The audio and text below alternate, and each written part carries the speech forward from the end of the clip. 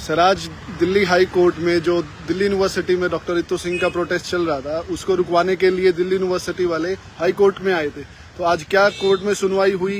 क्या उसके बारे में आप प्लीज थोड़ा बताएं सर।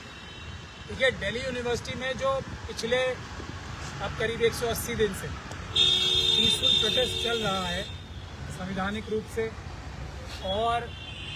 पूरी तरीके से शांतिपूर्ण ढंग से, जबकि आरएसएस के गुंडे पुलिस के भ्रष्ट अधिकारियों के साथ मिलकर उनके ऊपर हमले कर रहे थे, उनको एसिड फेंक रहे थे। एक जो साथी है डॉक्टर रितु के और हमारे आशुतोष, उसके ऊपर एसिड अटैक किया, चाकू से मारने की कोशिश की और उसके अलावा भी डेली गुंडे मवाली भेजकर डॉक्टर रितु के ऊपर और उनके साथियों के ऊपर जो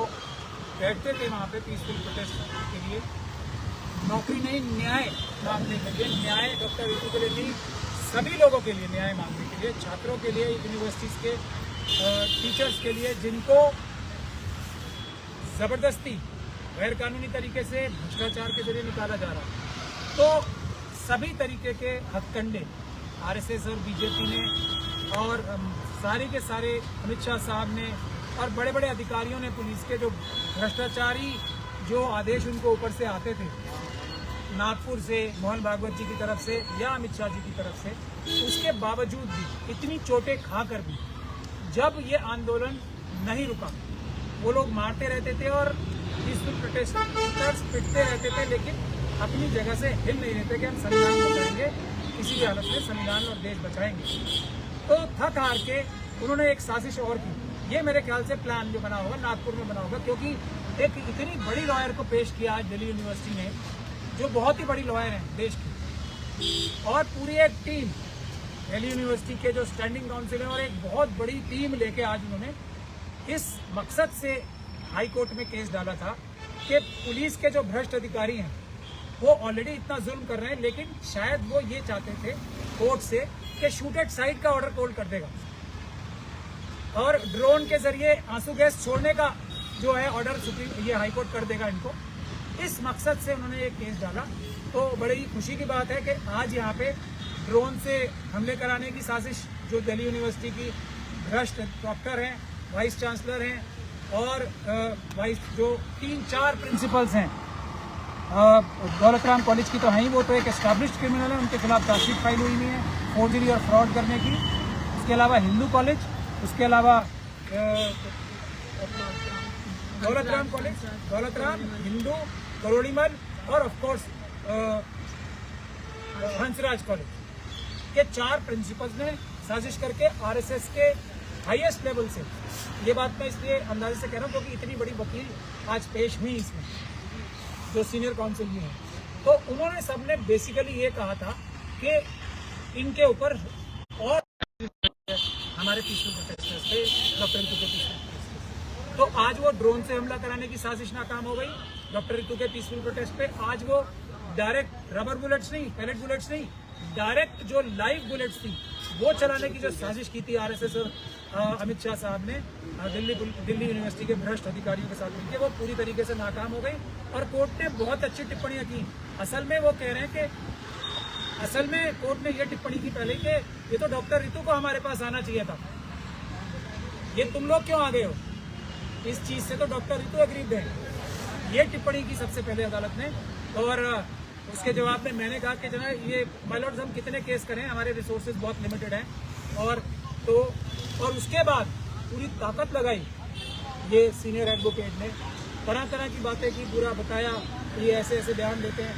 बाहर से लोग आते हैं, बाहर से लोगों के बारे में बहुत देर तक बहस की। तो जज साहब ने उन्हें संविधान पढ़ के सुनाया, जो हम सब आप सबको पढ़ के सुनाते हैं कि भारत देश का संविधान जो आर्टिकल 19 है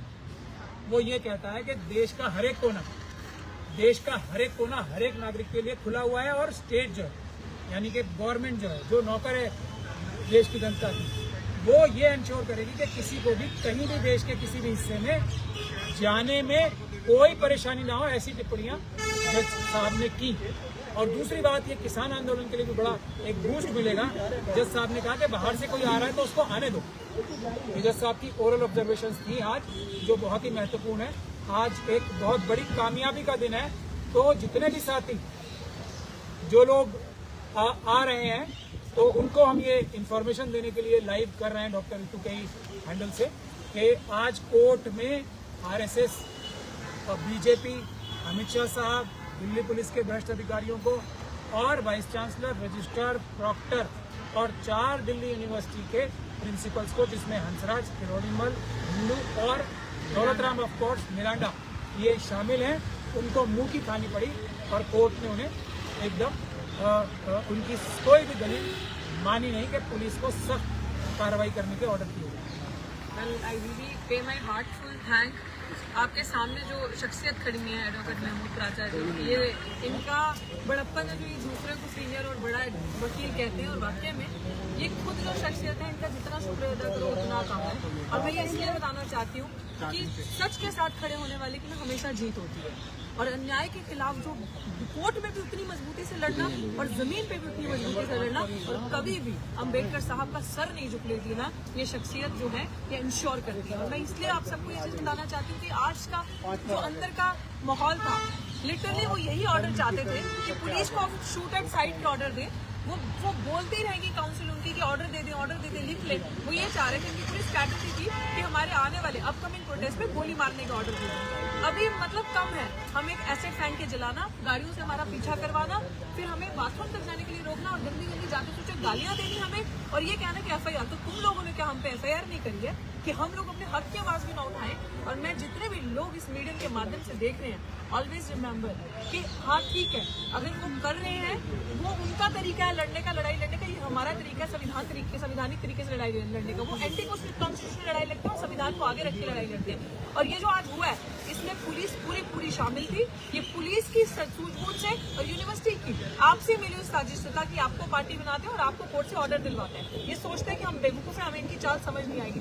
और सर जो आपने कहा कि 5 कॉलेज के सिग्नेचर्स, कैन यू बिलीव कि यूनिवर्सिटी, दिल्ली यूनिवर्सिटी कितना बड़ा क्रिमिनल रोल प्ले कर रही है कि एक क्रिमिनल जो कि खुद एक्यूज्ड है इस केस में, वो भी साइन कर रही है उस पर कि हमें डिस्टर्बेंस हो रही है। मतलब उसकी खुद की हैसियत जेल के अंदर बैठने की है, वो इस लायक भी नहीं है कि वो प्रिंसिपल की कुर्सी पे बैठ सके। जस्ट दैट कि तुम उस अपॉर्चुनिटी, इस समय सरकार तुम्हारी है, उन लोगों की तुम हो